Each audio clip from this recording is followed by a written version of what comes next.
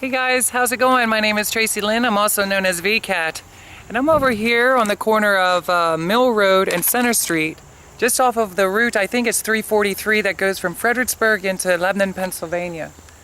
I don't have a whole lot of time. What I'm going to do right now, at this location is I'm going to show you a house that is known to be haunted. What do you think of that? You ever run into a piece of property, a barn, a house, a graveyard? There's some very amazing places with a history of the possibilities of it being haunted, where a lot of people within the community swear that they saw ghosts or spiritual reoccurrences. I'll explain more a little bit later on. Right now I'm going to show you a road that we used to come down in the middle of the night, me and some friends, when I'd be driving my car. And after we came down this road from 343, we would walk up and down this road here, or drive up this road. And around this whole road, you're going to see there's houses over here to the right. So I'm just going to show you this, and please, I'll explain a little bit later.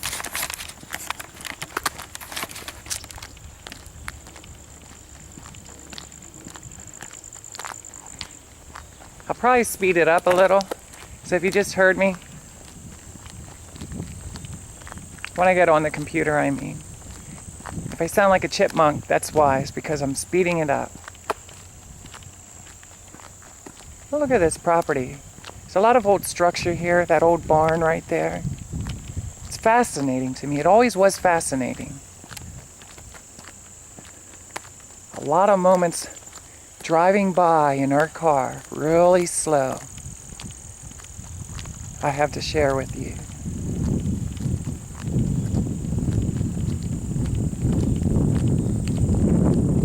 This is probably geared more towards the early to mid 90s that me and my friends used to come through here. It's an old windy country road.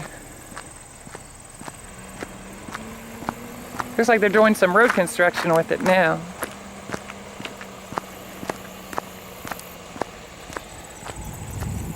Over here to the left, you just see a lot of trees.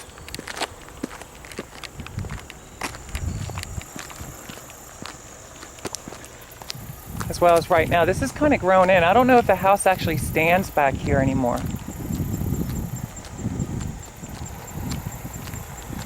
Not sure if it does or not. We'll find out here in a second.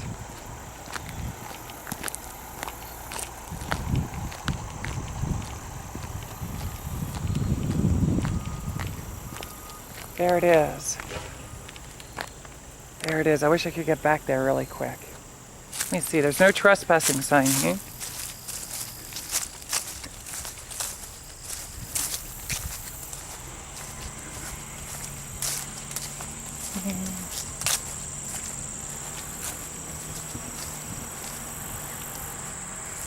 Look at this house. This would be an amazing house to shoot a film in. Maybe a horror movie. What do you think? I want you to look up here at the first window. To the left. Okay, and that second one. Look at it closely. As well as this window right here. Look at the structure of this house. Let me back this up a little bit. See how it's kind of buried back there with all the shrubs? I'd like to get up a little bit closer. I never had the opportunity to go into this house. This is a house with many stories, whether they're real or not real. That's going to be for you to decide. Because not only will I be sharing my stories, but I'll be sharing the stories. I'll be sharing stories of other people that I used to talk with when I used to hang in town with a muscle car. Remember I told you I used to own muscle cars, we used to hang in town. A lot of times we would get our beer in the back of the trunk and we would head out to the mountains. Before we would head out to the mountains, we would drive by here, or after. Maybe we were drinking and then afterwards we would come through here late at night. It's always different at nighttime, isn't it?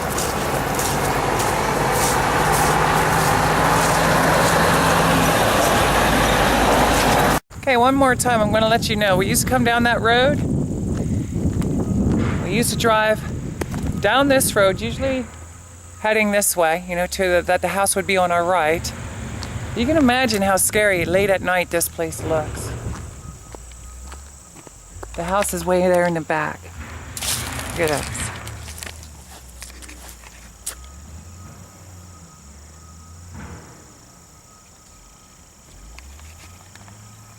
Most of that shrub and the trees that you see here, the smaller ones, during the time in the 90s, that didn't even exist. That was kind of like a cleared lot.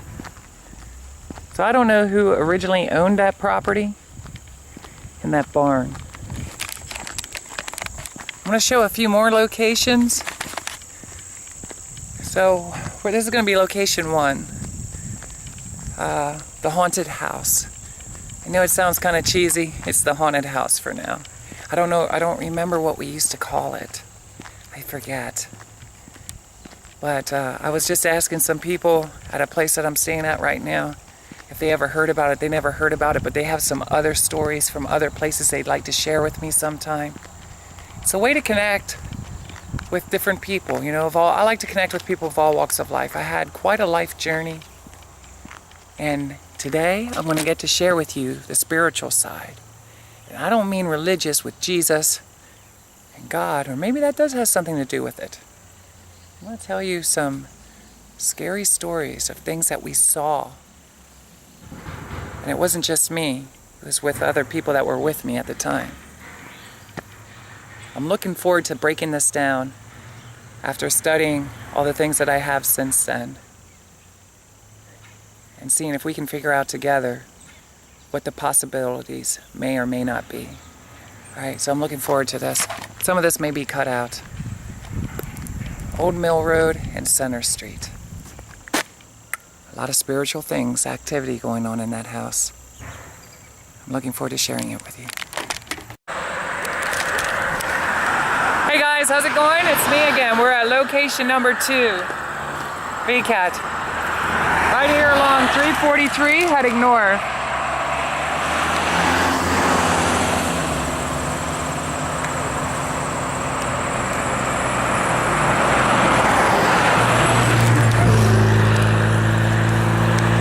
Eventually, what ends up happening if you're going south, it'll take you from Fredericksburg into Lebanon City. 343 turns into 7th Street. I want you to get a good look at the side of this road. I'm not really going to say a whole lot. Just know that we were parked here very temporarily one night, me and a close friend, okay, along 343. And this is all you see across the street.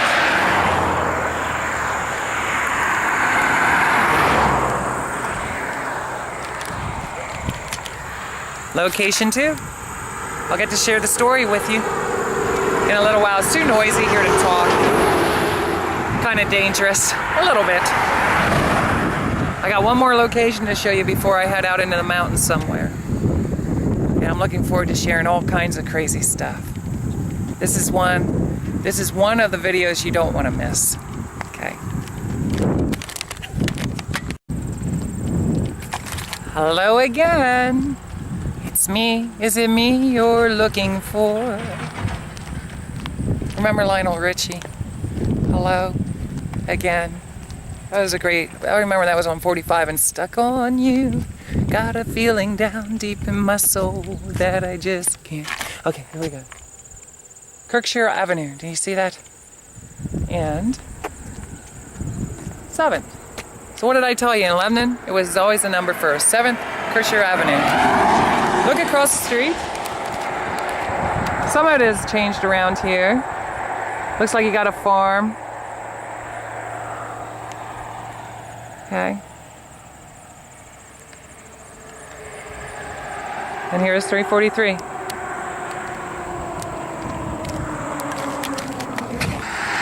Okay guys, so I'm right across the street from the 3rd spot. I want you to keep something in mind as I begin to talk a little bit later on. This is a road that one night that I was walking on from Fredericksburg into Lebanon, where a gentleman stopped along this road to pick me up. Okay? I forget the car. Something tells me it might have been a Corvette, but I'm not 100% sure. I think it was a Corvette. the stone drive. I'm just going to show it really quick. Right here. See the house?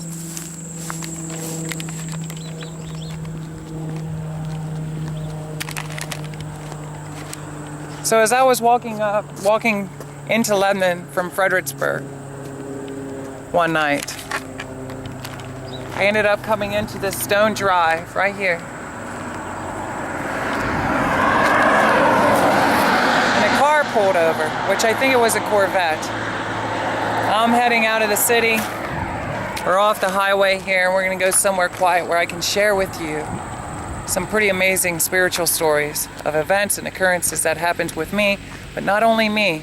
Sometimes it wasn't with me. Sometimes it was or alone with me. Sometimes it was with other friends. All right, guys. Listen, I'm just going to stop by this church up on top of the hill just behind Fort Indiantown Gap. I'm not sure if this is part of Fort Indiantown Gap or what for township it is, but look it up on the internet. There is an amazing history right here. If this video appears when I go home to upload it on my computer, know that it's a surprise. Because I've also come up here with a digital camera when I used to be in the music industry with a friend of mine, the lady I was dating at that time. And she took some pictures of me, and immediately it shut off the camera. For some reason, and I'm not the only one who has this story to share with you.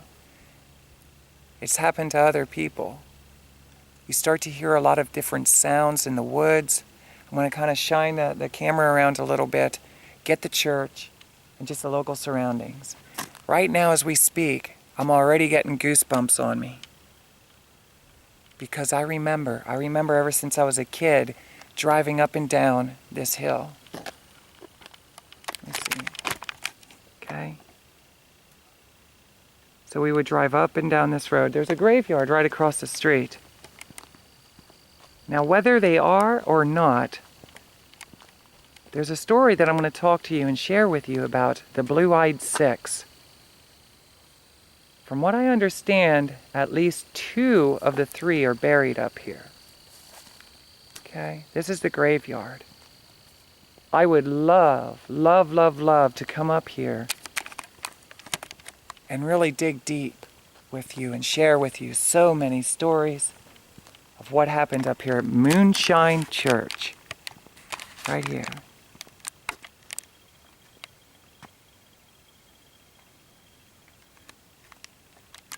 Okay? But right now, what I'm going to do is just walk you around the church. This is the front of the building.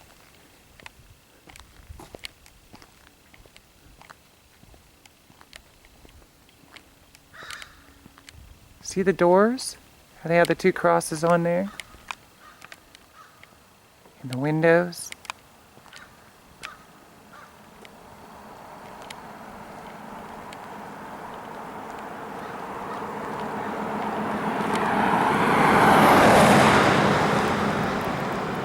And over on this side we have the parking lot.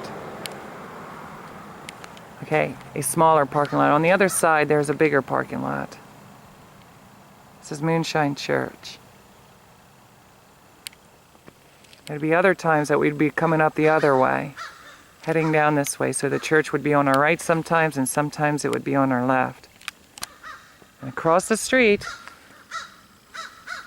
is a graveyard.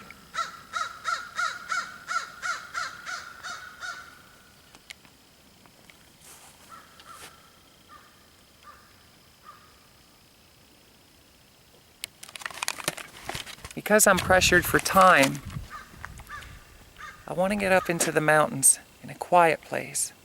Less traffic, a lot less distractions.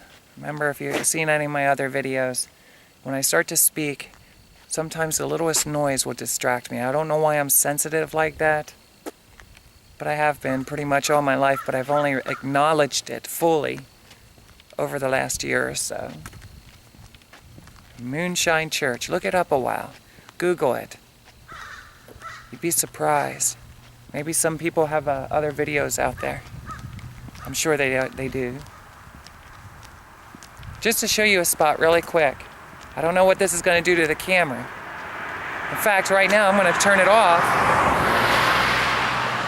and then I'm going to restart it, just in case it shuts down again. Okay? Because over here on the steps, to the right, that's where I was sitting that day when I was trying to do a photo shoot. This church has so much history in my own life that I wanted that to be part of my album cover at that time. And it's very unfortunate for us that it just shut down the digital camera. Did you ever hear stories like that? I'm going to show you mine.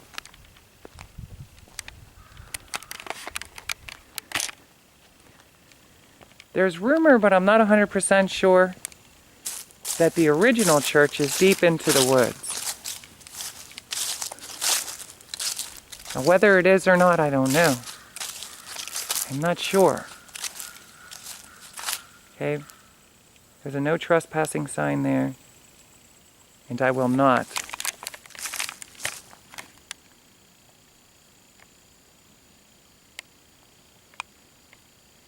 I will not trespass because there is a no trespassing sign there. But even as I walk around, it just has this eeriness and an eerie energy. Is it in my conscience from years ago, throughout my life, being born and raised here? Is there an energy that is around this area? We're going to talk about things like that. Moonshine Church. This here is the steps that I was sitting on. I have a witness to that day. We could not get a picture. We tried several times. And she kept complaining. The camera keeps shutting off. The camera keeps shutting off. Okay. So far, so good. Notice I'm not getting too close. I hear sounds. Sounds of the building kind of settling, if you will.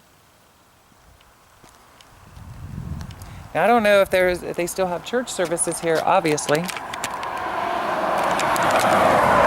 I always wanted to come here and attend church, but I got to be honest with you, as a kid growing up, with the history that we know, I was always scared.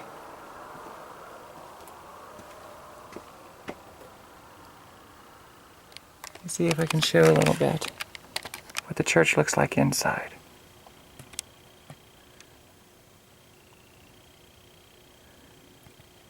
Okay? I would love to go to attend a service just because the history of this church.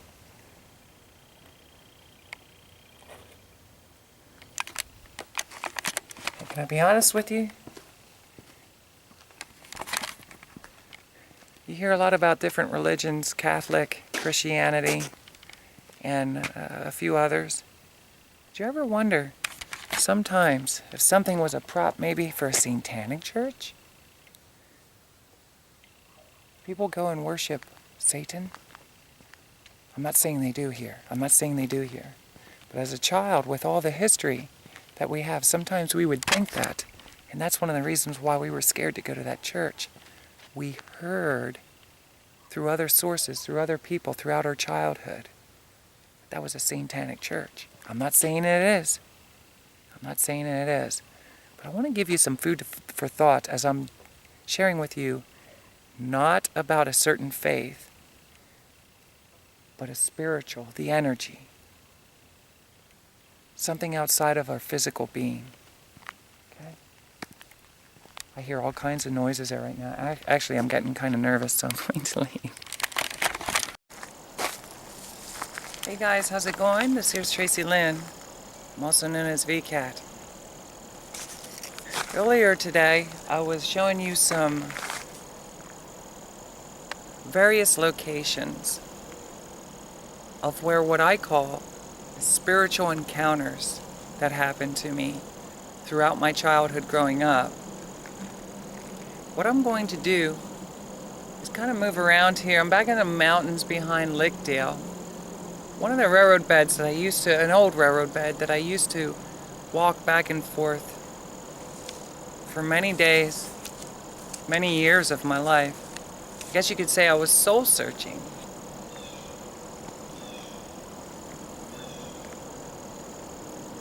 It's a place where I could come to be kind of at peace, get away from a lot of the distractions. I don't know if the microphone's picking it up or not. There's something peaceful about being here. You hear the stream of the Swati gracefully flowing downward. There's some small streams here off of the mountain. Leaves are falling from the trees. And off in the far distant, you can hear the highway traffic, which I think, but I'm not sure, is Interstate 81. I'm looking for a location that I could set this camera up. So I'm kind of getting tired of walking around, I shouldn't say I'm getting tired of walking around. My arm is starting to get fatigued from holding the camera up.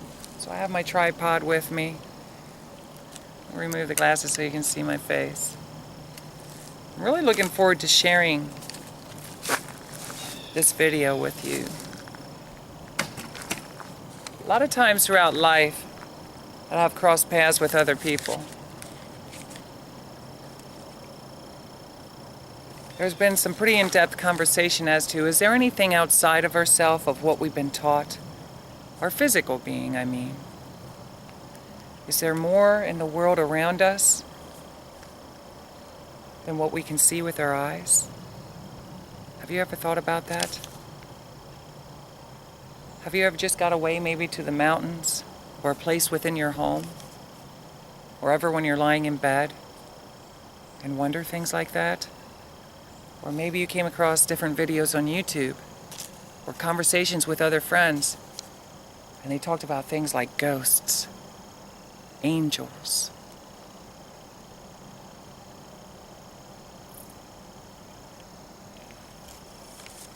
What I'm about to share with you, and I chuckle, because a lot of times when I shared these stories, I've met people that kind of found it a little bit hard to believe, but I would say overall, a lot of people are open to the possibilities. My hope is that you'll give me an opportunity, once I get flowing here, to listen to what I have to say. I question a lot of things myself, knowing all that I've learned throughout the years, and as I go deeper into my videos and sharing my life journey, you realize the other possibilities of images, sounds we hear, things we're taught throughout our life, even during the infantry years, you know, when we're just little tiny babies. Conversations that might have been discussed around us at that time.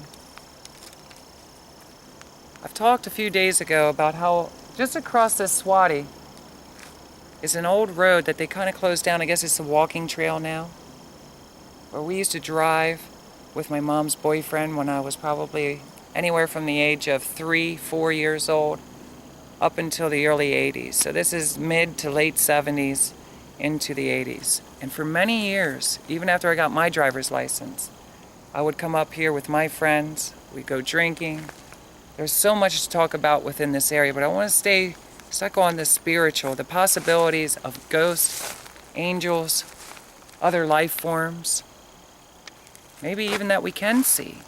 Because a lot of what I'm sharing with you are things that I've seen. Sometimes I wonder, it's kind of unexplainable to me.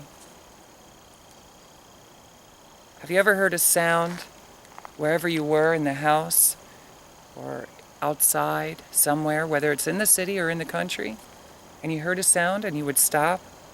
You'd say, "Hello? Hello, is anyone there?" Did you ever do that?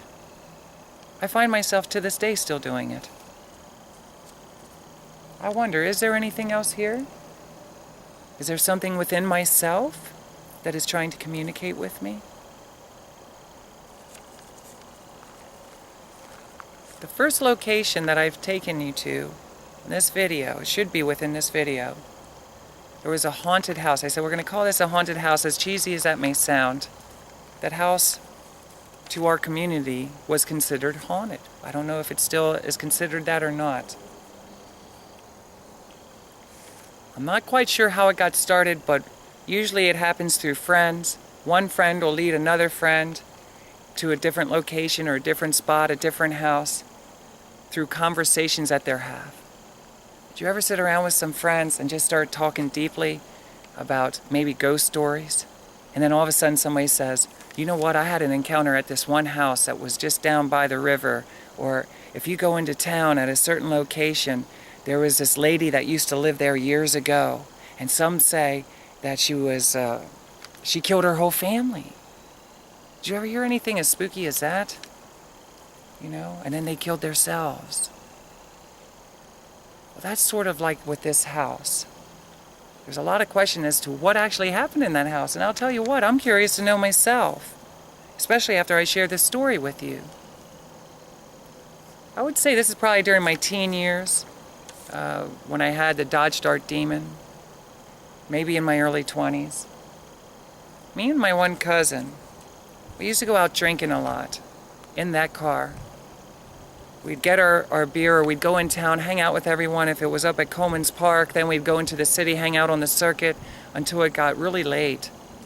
And at some point, we would always find a way to get some money together, get some friends together, or just the two of us, and we would go out into the mountain, go drinking. And I'm definitely not recommending that anybody does anything that I'm saying. This is what we used to do over 20 years ago. And it usually would end up where we were listening to a lot of music, whatever our favorite bands were at that time. And then we would start parking somewhere up here, drinking a little bit. We'd go to the bathroom outside of the car, and all of a sudden somebody would say, "Did you hear that? Did you hear that? I think it's a bird back here." You know what? I actually like when the camera's up. Let me take this off. I was getting a little lazy, but I think I like this a lot better. How about you? You like it better when I carry the camera around and I just show my head? Or you like it when I hold still? Probably more interesting this way. I heard a sound back there. It was a bird. Did you ever get out somewhere, wherever you were, or in the house, you're downstairs watching a movie, you hear a sound, so you turned everything off, and you start listening in? Honing in is what we would call it. Hone in on that sound. We used to do that a lot up here. And then we would start getting scared, and we would feed off each other's fears as to, what is that? I don't know, hurry up and roll out the window. You know, did you ever do that? If you were in a car, I don't know how old you are now. Maybe in your playpen. Maybe in your playpen, and you're like, hurry up, pick me up. Get me out of here, I just heard something in my playpen. That would happen to us a lot up here. And then we would end up driving around this mountain. And instead of listening to the radio, we would we would start talking about all sorts of things. And since we were all children that were born and raised around here, of course, through our family members, through different people we would meet in our neighborhoods, etc. Somehow, some way, they would always be talking about certain locations. And I'll share these locations with you. This haunted house was one of them. I don't remember where exactly we heard this. But we would be sometimes out here and decide on the way home, or let's go back into town. Before we go back into town, let's drive by that house. And if you remember, if it's on this video, if you go back, I shared that we would come down a certain street, and at nighttime it was really scary, much like this. See how the trees kind of hover over the pathway here? This is an old railroad bed. See how that is? These trees, the branches, kind of made like an archway, so it was kind of like you were going through a tunnel. In a way, that's the way it felt like. Late at night, all you see basically is what's in front of you. You know? Which isn't too far with the headlights. So everything is dark around you. Except for the reflection of the lights off of what is around you, which is usually the trees, right? And the road in front of you. There were times of silence, complete silence, when we would get to that first stop sign and we'd make a left. And immediately, if you remember on the video footage, when you make that first left turn, there's a really old house. And then you come up on a barn on the right-hand side. And though things have kind of overgrown a little bit, the trees, the weeds, the grass, the field, in front of the house that I'm talking about, I also walked around and I showed you some of the house there. I don't have time to talk about all the situations that occurred there. But I do remember We had some friends with, they were in the back seat. Actually, a girl was in the back seat, and my cousin was in the passenger seat usually, and I was driving. We went by, so the house is kind of on to the right of us, on the passenger side. And we'd always come up on that stop sign, and we'd go really slow. But we were always too scared to stop. Not in that area. And he could vouch for this if he wanted to. But as we went by this one night, up in the one window that I seen, that I pointed to, on the far left, it appeared that there was somebody looking out at us, and that there was somebody else hanging on a rope, like they hung him. And it was that image that was in that window that, of course, stirred us up. And as we began to take off even faster, at that point, you know, I didn't try to speed out of there. I just started putting more gas down and going a little bit faster. We both swore that there was a little girl that was coming around that house where I was showing you on like a big wheel or a tricycle. What do you think of that? Kind of crazy, huh? We were all drinking. There was nothing else that we were doing. We were driving by. That, of course, stuck in my mind for a very long time after that. If I remember correctly, it either happened on this road afterwards, or it happened in the car that day. The girl that was behind us, I don't know if she was playing with us or what was going on, but her eyes rolled up in the back of her head, and her voice changed, and she just started kind of screaming and laughing. Not saying any words clearly, just a lot of screaming and laughing. So, of course, we slammed on the gas at that point. I did, because I'm not stopping there to get her out of the car. I didn't know what to do. We end up getting closer in town, because when we go closer in town, there's lights, there's a lot of life going around there that you're familiar with. I don't remember where we parked, but we both got out of the car, me and my cousin, and we demanded that she got out, because that just totally freaked us out. We didn't know. Up above Moonshine Church, there's an amazing mountain that's up there behind the church. If anybody ever went up there, it's a beautiful scenic view. With the same girl, that same situation happened. We went up there to park. We're sitting there. We started talking about all kinds of things. Basically, this girl was tapping in. We didn't know if she was a witch. We weren't sure, because she was talking about a lot of bizarre things that we never heard in our life. Was she playing with us? Did you ever meet somebody that is really good at acting and playing with you? That same night, we came down here on this road. And I don't remember if it was before the house, if it was after the house. Same with up on the mountain. I don't know which order this happened in.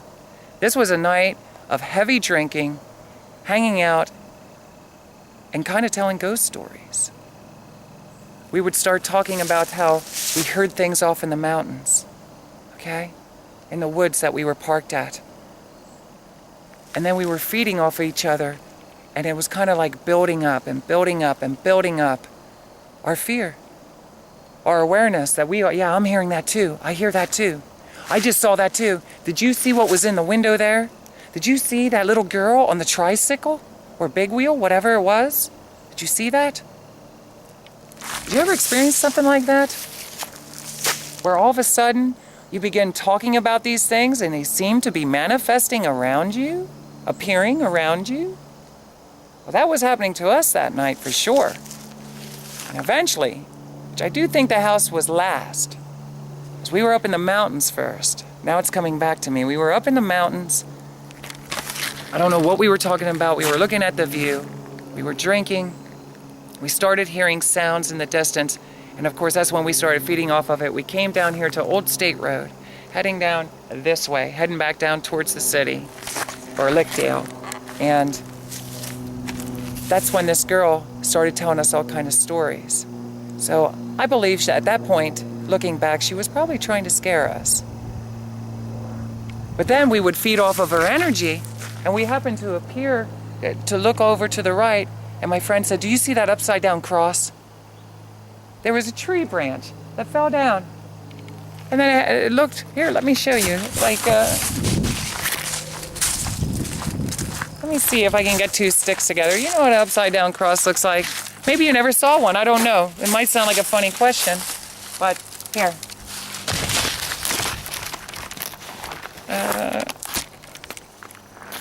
Okay, so that's a cross, right? You see how it's the stick going up and down is kind of longer at the bottom? Okay? Well, an upside down cross looks more like that. It's the opposite way. Okay? So the stick at the bottom is a little bit shorter. It may sound crazy, but when we were driving, we're feeding off what this girl's stories are, and all of a sudden my cousin points it out. There's an upside down cross right there alongside the car. It was tremendous. It was huge. So this started to stir us up. And now as we're getting ready to go in town, she said, there's a place I want to take you. That's where it started. There's a place that I want you guys to go. Will you go? Will you go? We're both scared. We're both terrified. We want to go home now. We've been out here in the mountains long enough. We've been talking about ghost stories and stuff. Let's get out of here. But the excitement in her voice when she was sharing this story about this house possibly being haunted,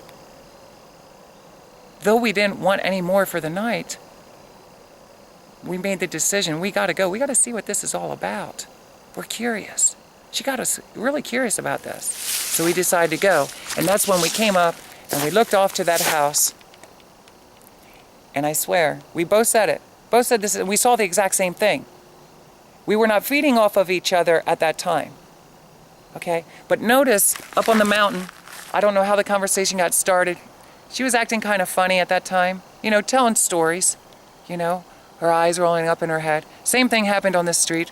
Now we're seeing the cross upside down alongside the cars we're driving. Where is this all coming from? Now we go and we pass that house that she mentioned about going to. How did this happen?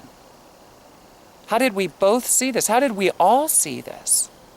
That was kind of crazy, huh? You probably don't believe me. My story seemed a little messed up there in the beginning. This was years ago. Okay? We started off in the mountain above Moonshine Church, which I'll get to talk a little bit about that a little bit later.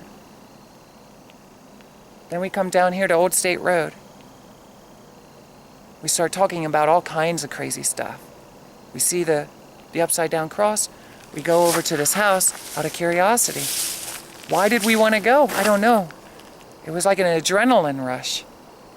You know, we felt safe in the car. Well, can I tell you something else? It's going to even sound crazier. And I'm telling you, if he's willing, he could share this to verify. After we dropped her off, we ended up coming back out 343.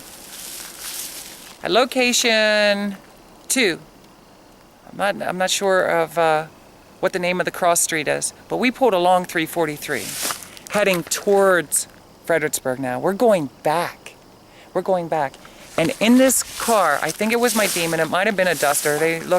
I was going through a lot of cars at this time. I think it was a Demon. And my windows, they're the old crank. And for whatever reason, they were a little off track, so you couldn't get them to go up tightly to seal. Okay? Understand what I just said. They wouldn't seal tightly. So if it would rain, kind of rain would come in, or the wind from driving would kind of rush through. Well, we drove around with the windows down. The air conditioner didn't work too good in that car. So we're going back to this house, just me and my cousin. We dropped her off. We figured it's time. We got to kind of get rid of, not get rid of her, but it was time to say goodbye, part ways. But in that moment, the curiosity started to rage.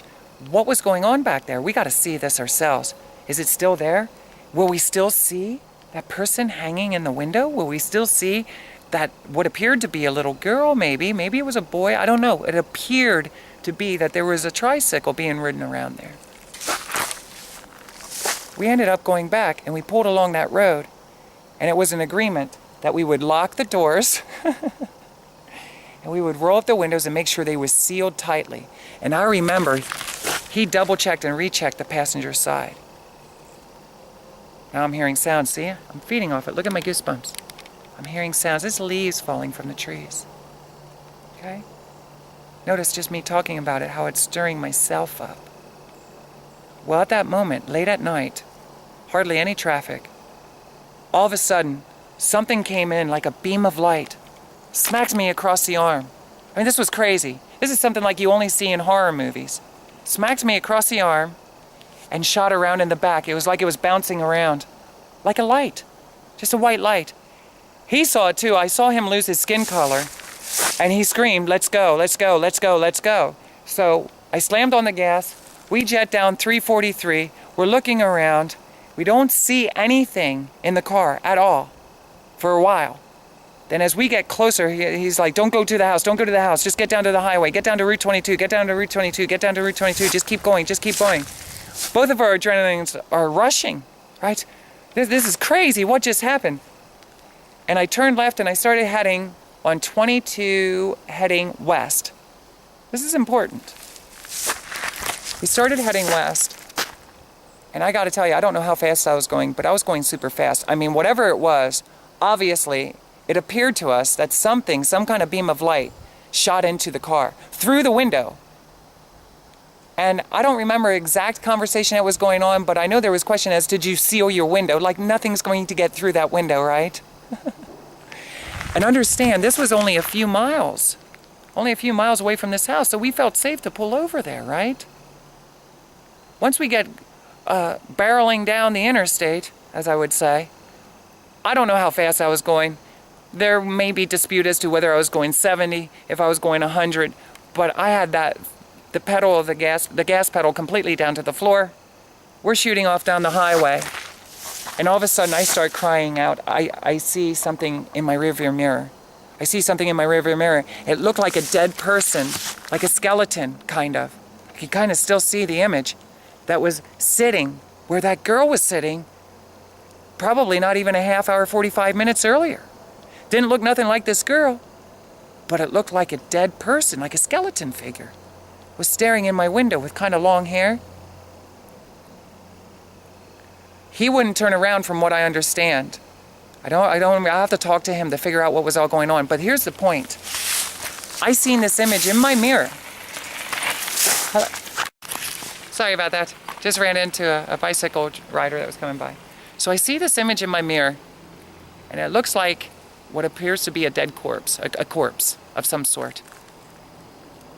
Of course, one of us took the mirror, pushed it up, because we believe you don't see it, it's not there. Did you ever feel that way? If I don't see it, it's not there. If I don't hear it, it's not there. Okay, this was a serious deal. Alongside 22, you got guardrails on the left-hand side. We both saw this.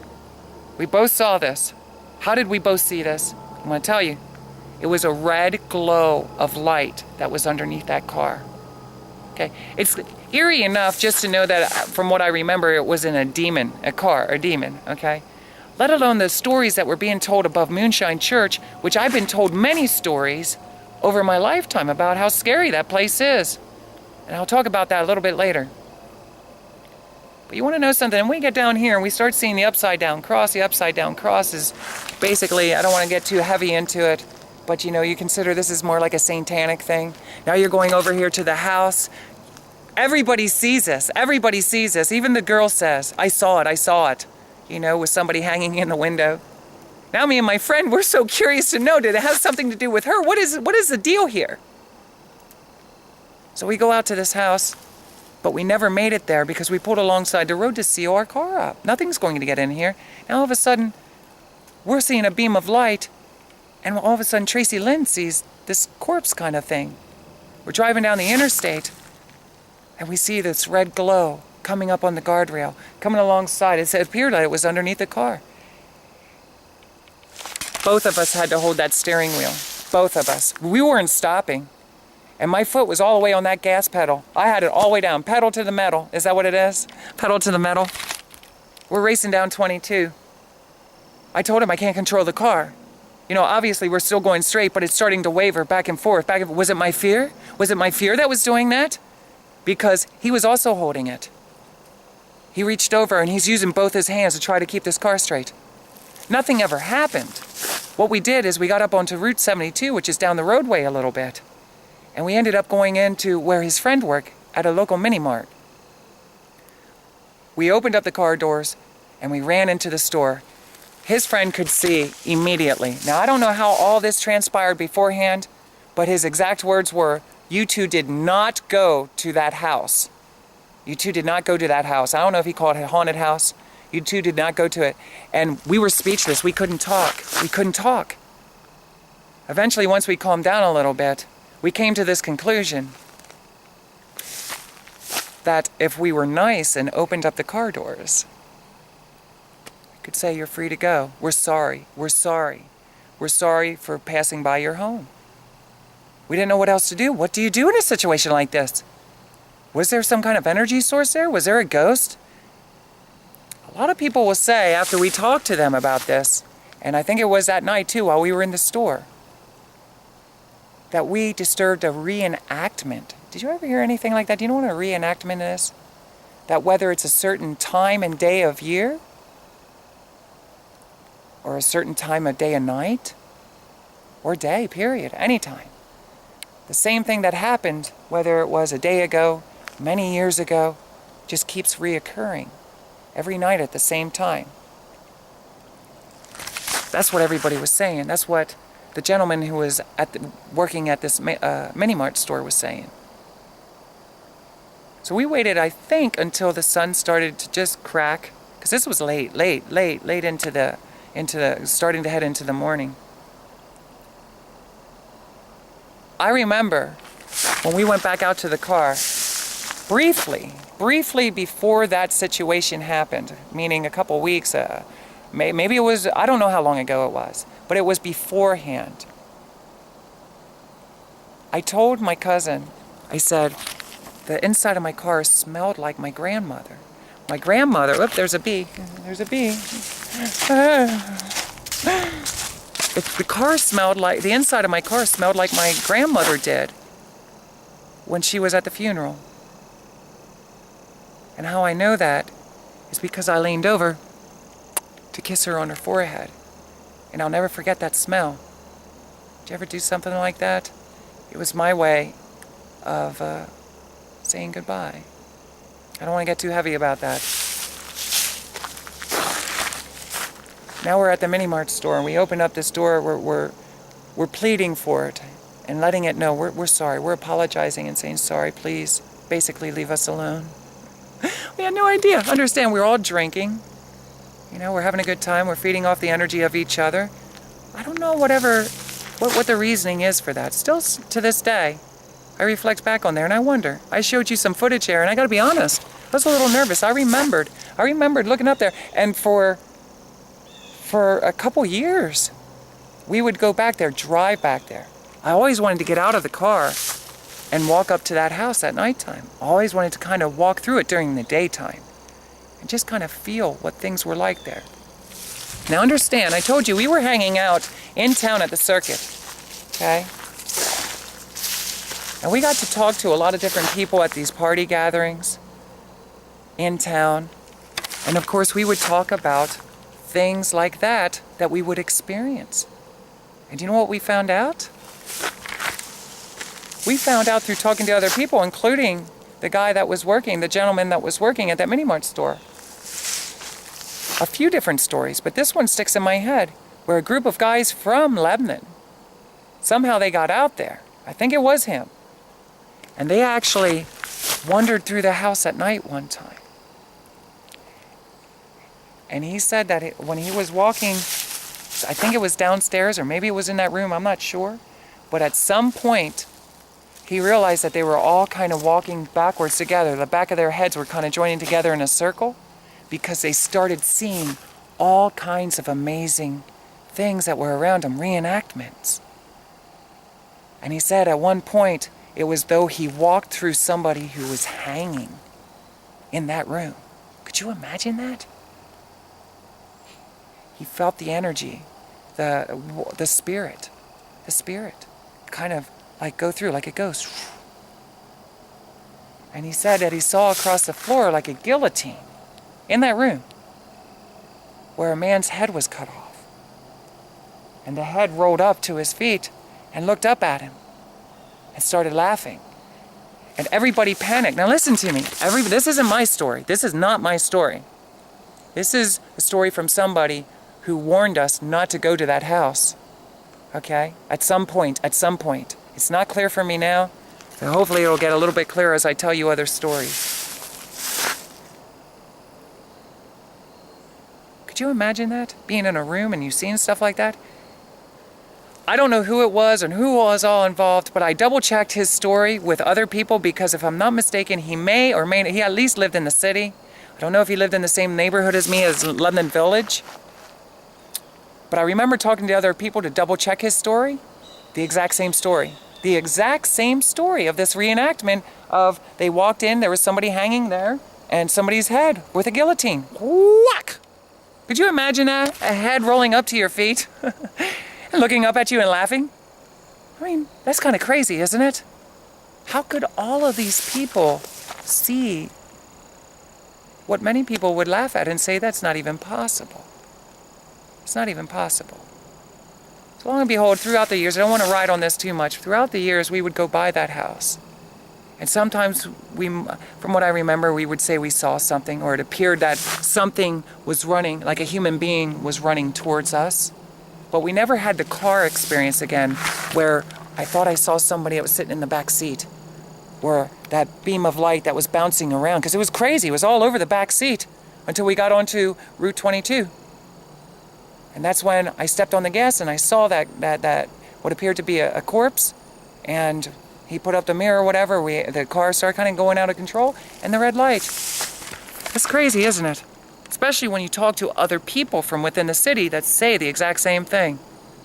You know, different story, similar story. So it is often believed that there's a reenactment that occurs there every night, over and over and over and over again. Whether it's true, I don't know. I haven't gone back there for years. But I did go back there with you today. And I hope I didn't disturb anything, whatever it is. Whatever happened there, whether it's in our conscious mind, which is what I'm wondering, okay? Or if there was something there that's going on in a very spiritual sense. Let me just say, I don't want to disturb anything like that. What about you? Whether it's real or not real. And there's a part of me that wants it to be a mystery. I don't want to know everything, sometimes.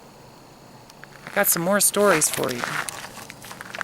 Remember I was talking about Moonshine Church? This is where the beginning of this haunted house story kind of starts.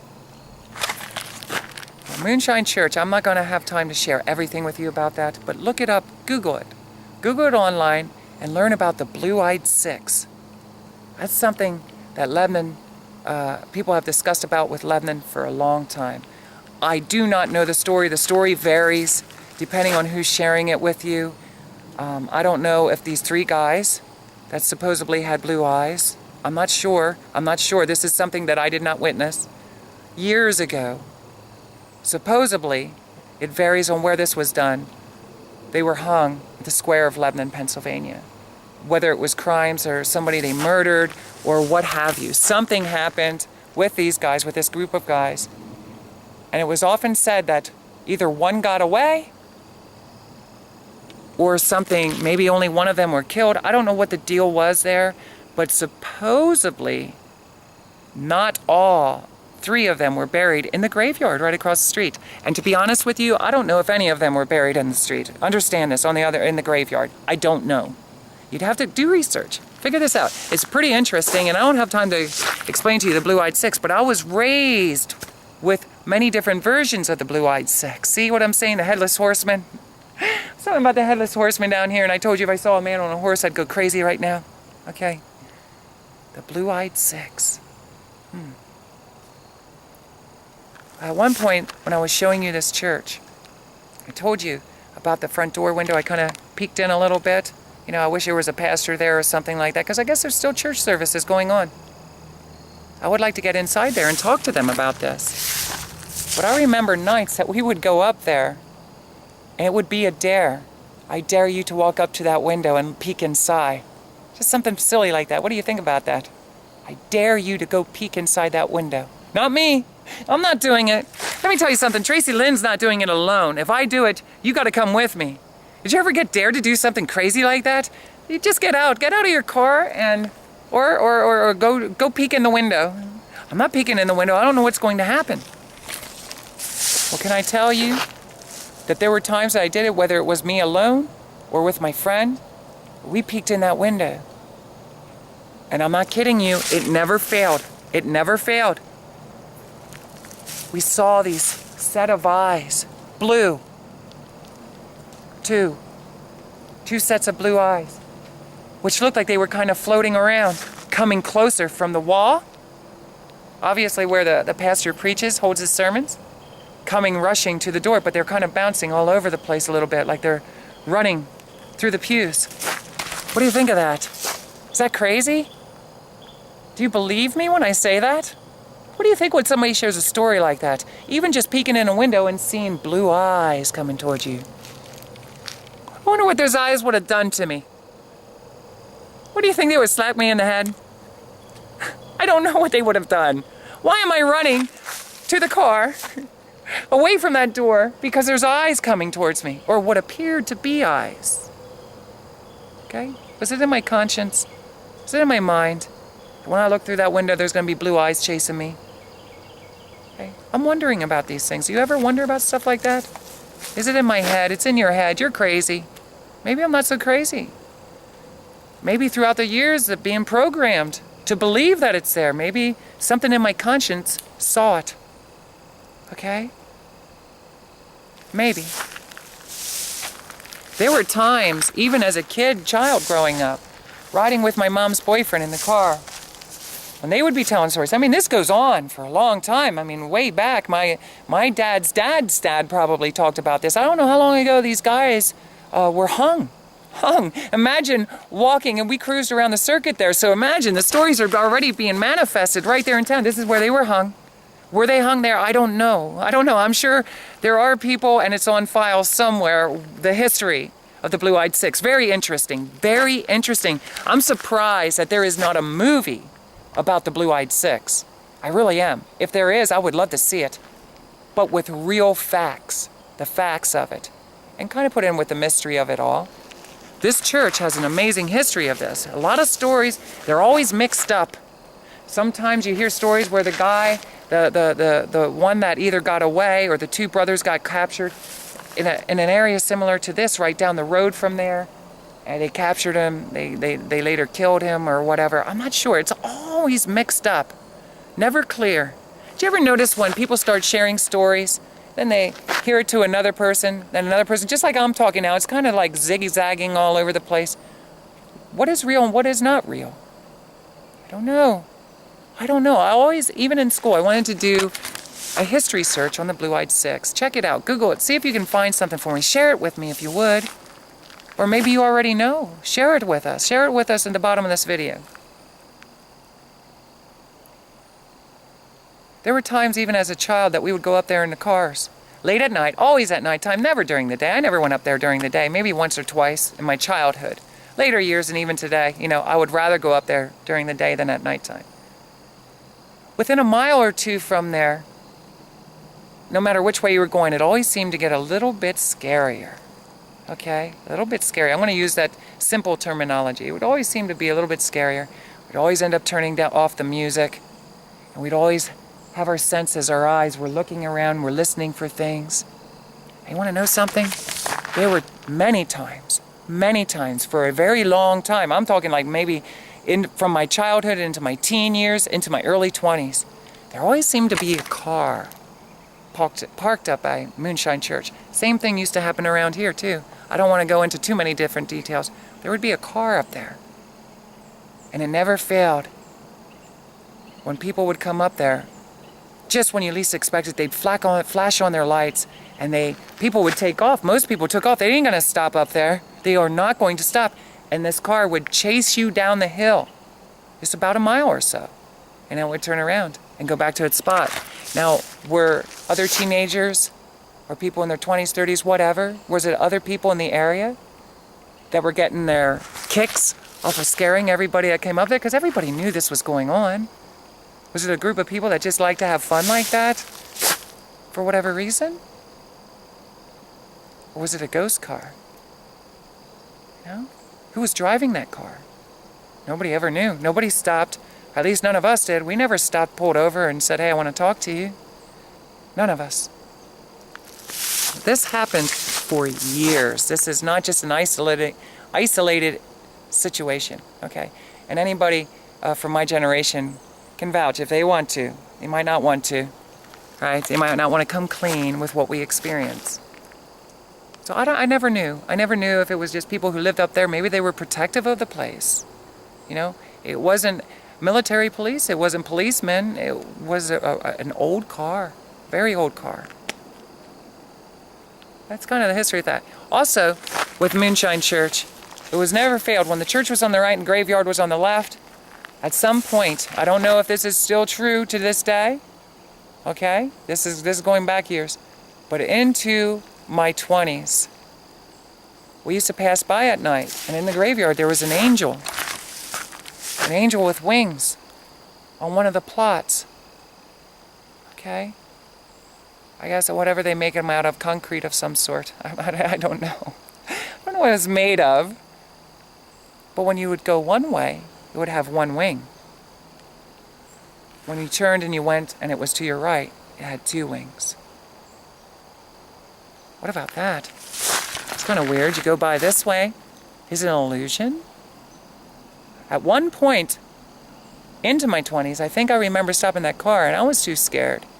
I don't remember if I went with my cousin or not, but we were so determined to find out, is it an illusion or is it real? How many wings does that angel have?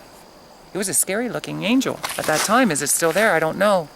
This is something to investigate maybe. If you ever come to Pennsylvania or you live here in Pennsylvania, don't ever terrorize anything, please. Okay? This is just curiosities. There's a lot that happened up there in Moonshine Church. Just the name, Moonshine Church. But a lot of people, as I got older, I started hearing the possibilities that it's not that original church that deep into the woods. Okay? The original church stands to this day. And there's a man that's back there and protects that church. Okay? The property. He doesn't want you on the property. I did say that there's a no trespassing sign there. So is it a real man?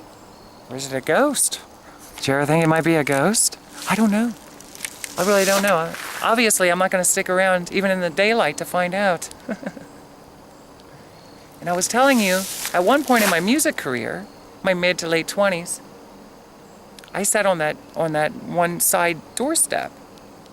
And I had my girlfriend at the time snap a picture of me. Snap a picture of me. Will you snap a picture of me? Will you? Will you snap a picture for me? And every time she went to snap a picture, the digital camera went off. Now, if you do any research on YouTube, on Google, you can find out that this happens at other locations. They try to dig into it. Is it something spiritual? Is there an energy from within the ground? What is the reasoning behind this? Maybe you know. Maybe you're like, I found this interesting, Tracilyn, and you want to know something? This is what we discovered. I'm a scientist, you know, or I work with the land. I understand what's happening here. Is it energy of some sort? I don't know, but it kept happening so much that I asked her like 3 to 4 times. Take another picture. Just try again. It might be the battery's going dead. No matter what we did, we couldn't get it to work. Not at that spot. Not at that door. But we could take pictures elsewhere. We finally left after that because I was getting nervous because of all the years and all the occurrences that happened there. I was nervous that day. What about that angel? I don't remember if we ever found out if it has 1 wing or 2. I could have looked today. I wouldn't mind looking through the graveyard a little bit. Respectfully, okay? And I'm not recommending anybody to go, but you should investigate. Check it out. Very interesting. I would love to see a movie based on that. Up on top of that mountain's where I told you where that lady that we had in the back of the car going to the haunted house. On top of that mountain there is often times, which you hear me talk about, my battery's starting to drain here. I may have to go back to the room and talk later. But there were many times that deer seemed to be a little bit more visual. Maybe it's the mountain area. I don't know, but they seem to be more visual. You hear me talk about this a lot because I noticed in the years of me driving, and the deeper I got into my spiritual journey, that deer started to become more and more drawn to me. And not necessarily when I'm walking around like this. Wouldn't that be something? One just popped up. Bambi! Bambi's here. Do you think Bambi's out here? You think Bambi's out here somewhere? Maybe an owl. I don't know. Looking at me thinking I'm cuckoo. But you'll find out that I realized that deer started becoming more drawn to me. I will tell you this, my spirit began to change inside. Okay, I became more sensitive, softer, more graceful, forgiving. Do you ever think that that has something to do with how the world around us responds to us? Oh, I have so much that I'd love to share with you. I learned a lot the last years. Right now I'm sharing with you some questionable fairy tales. Is it fairy tales? Maybe. I have friends that can witness to it if they would. Okay? Anything that I share with you right now, I had witnesses there. Other people within the city, they can verify the crazy stories that I'm sharing with you right now. Up top of that hill, it never failed, whether we'd go up alone, whether it was during that time. I'm starting to hear sounds now. I'm being very sensitive. I better get out of here before it gets dark.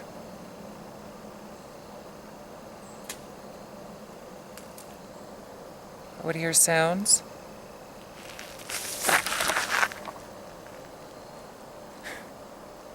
I'm getting nervous. I would hear sounds. We're gonna do it again? I would hear sounds. Incoming! We would hear sounds. And sometimes, can I tell you this? Sometimes in the darkness, I would feel that there were people there. Maybe ghosts. I called them spirits. It's sense. There's this, and now I say it as energy. This other, some kind of life. Sometimes I would feel that they would be of more of a darker energy. And sometimes I would feel that would be a very healthy, pure energy. I started tapping into this at a very young age. I told you I already didn't know. Do I have an angel as a friend? A ghost? I'm pretending? During those years, it really felt like somebody was there with me. I'm not saying there was. Was it something caught up in my mind? You think so? Not crazy. Don't jump to conclusions and call somebody crazy. We only know what we've been taught our whole entire lives. Okay? Sometimes we have to unlearn everything that we learned. Maybe question a little bit our own realities, everything that's around us. I don't want to ride too much on that area. I'm going to be talking to you a little bit later. I'm hoping to take you up there before I leave Pennsylvania. There's something else that amazing that happens there to me, and I can talk more about that specific location. Let's see. Yep, hold on here a minute. I'll be right back. Okay, remember I was telling you stories about my childhood growing up in New Bunker Hill? And I mentioned just up from 72, heading more towards Jonestown, which would probably be north. Only a block or two up, there's like a white church on the side of the road. It's a place where my sister got married. It's a place where we might have attended church service a couple times, not a whole lot. I can't really remember. There's a small graveyard there.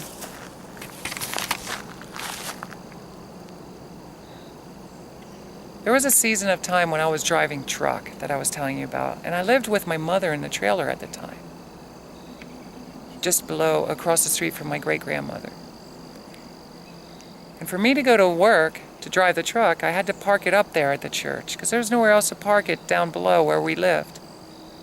And sometimes I just stopped just for a few hours just to maybe shower up. I always pack a lunch, believe it or not, and get myself ready, maybe take a nap, power nap. Say hello to my mom, give her a kiss and stuff. And I would have to walk from that trailer up the road past my grandmother's house and onto 72. And now I would be walking to the truck. I don't remember exactly what I was going through at the time, but I will tell you that when I lived down there in the trailer, it wasn't up on top where my grandmother lived. It wasn't over where my great-grandma lived, but it was down in the trailer. On the other side of the trailer, there was like a valley of grass. And I always felt like there was this dark energy that was just lingering around. Lingering around. I don't know why I felt that way. I want to share this with you every once in a while. Sometimes when I'm living somewhere and at somebody's house for a season, or I have my own place, I feel like I can't explain how I feel it, but I can tell that there's like this darker energy over than at another place it might feel nothing at all. Or maybe it feels like it's a healthier energy of some sort. You know, a happier energy. There was one night, and I'm just throwing this in. There was one night that I walked up 72 to go to my truck, and from a light pole, say that tripod, okay, over into my truck, I saw what appeared to be an angel. It was all white. All white.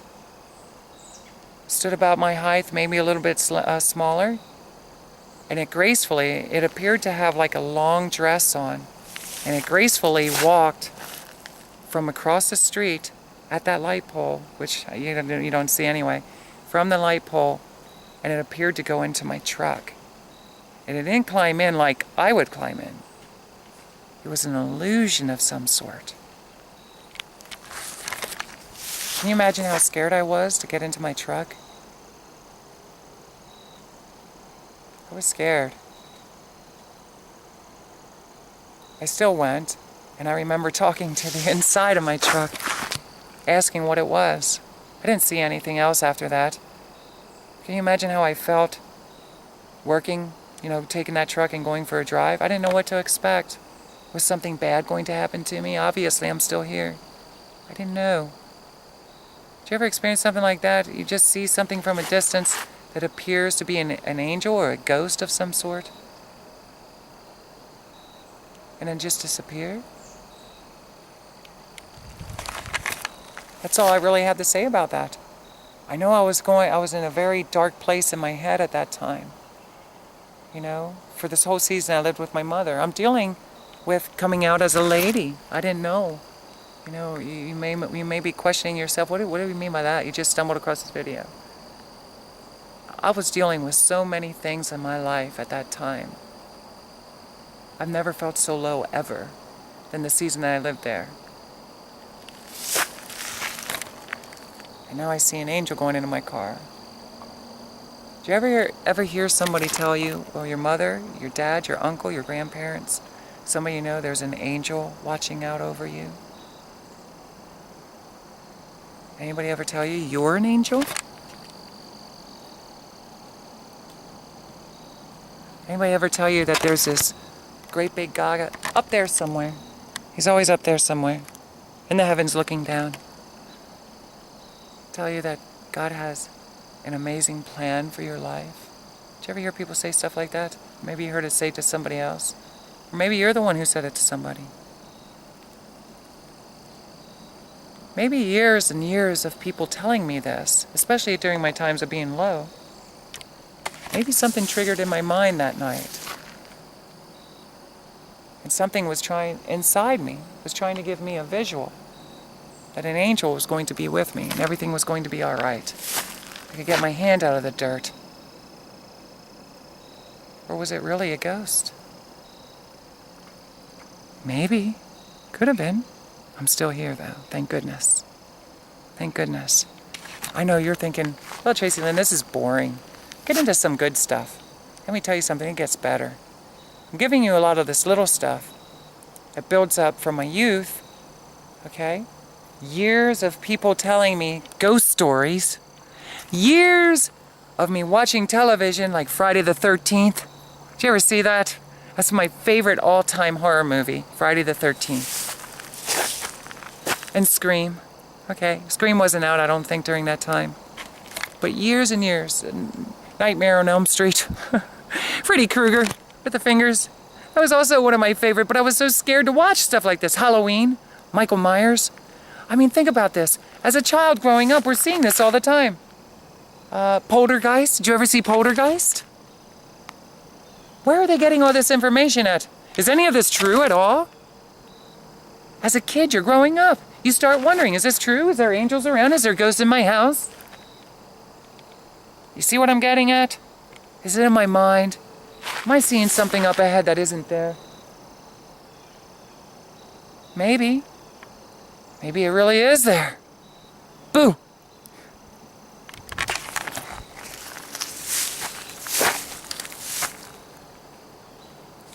I think I told you this. There were often times that I would live somewhere with different people, or like when I was dating different people, we'd hang out at their house. It was a very family-oriented place to live. And we would sit around the table talking about ghost stories. On other videos, prior to this one, I told you about how I even thought I saw the Grim Reaper. And I felt this energy, which I call energy now, this air that crossed by me. It was motioning for me. Was it a he? I don't know. Was it a she? I don't know. I'm not trying to insult anything if it, whatever it was, motioning me for it to come. I shared that story. I don't want to repeat it. But I seen these things. Are they real or not real? How could I relate it to? I mean, think of how many images were in my mind, even before I was 1 year old. I'm looking up at the television set. I'm looking in magazines. I'm listening to my parents. I'm listening to my grandparents. I'm listening to all this stuff. And it was really big back in the time, telling ghost stories in the car, telling ghost stories everywhere I went. And everybody had amazing ghost stories, and it was never failed that when people would start telling their real life experience with ghosts, that there was witnesses right there. I remember that, Mom. I remember that, Mom. I remember. I heard that too. I know, we saw that. We heard that back in the laundry room. Or the washing machine just turned on by itself. Did you ever have that happen? A washing machine turned on by itself? The dryer kicked on? Who opened up this refrigerator door? Was it you? I just heard a noise upstairs. What was that? Uh-oh, somebody's down in the basement. Mom, somebody's in the basement. Oh no, the phone's ringing. You ever see that movie? I Know You're Alone. I don't know what it was called. What somebody always called on the telephone? The phone's ringing. I'm not answering it. You answering. I just heard that noise back there. I know, and you start holding each other. I'm scared. I don't... Make it go away. Make it go away. There's no movie on now. Is this stuff real? I don't know. Maybe it is. Maybe the movies aren't really movies. Maybe. Is this a movie? Am I acting? Is this a script? I don't know. Where's all this stuff coming from? Years and years. I'm 40 years old. Gonna be 41 in a few days. What's going on here? Why am I scared to be in my house?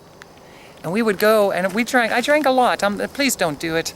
If you don't do it. Don't get involved in it. But let me tell you, we drank all the time.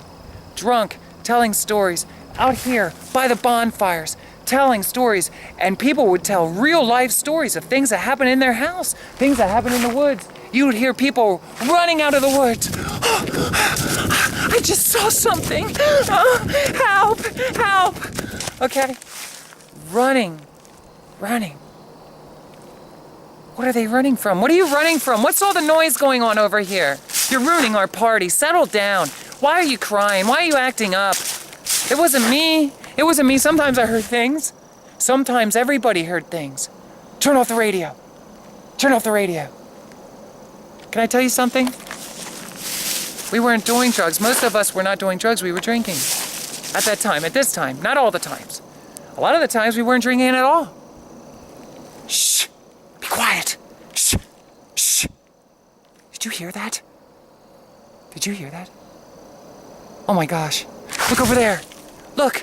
Do you see that? What is it? I don't know. I don't know. Stop it. You're scaring me. Hey, that was fun. Sorry about that, guys. The battery just went down. I got more stories to share with you, but I'm trying to stir things up here. Notice I'm sharing a little bit of things that I saw. Laugh at me if you want to. You're gonna come back. You're curious. This stuff happens to you too. Okay? It's been happening to me my whole life. But understand, I'm a deep thinker. I think very deep. I used to come out here. and walk around with my head usually hung down low. Okay? Thinking deeper, deeper. What's that? Did you see that? Oh my goodness. I always wanted to be in a horror movie, but not a real life one. No, not a real life one. Can I tell you something? We hear this stuff all of our lives. We're breathing off each other. But now understand, at all these places, whether it's a social gathering of any kind, outside, indoors, I told you about my alien experience at the trailer. I couldn't have been 3 years old. How do I remember that? How do I remember my birth? A lot of people don't believe me. I believe it, 100%. I even had a lady question whether or not they were even delivering babies at that hospital, so much that I called my mother. This bugged me because I really was convinced over this. And I talked to my mother. Now I'm starting to see things. See how that works? Maybe I'm not out here alone.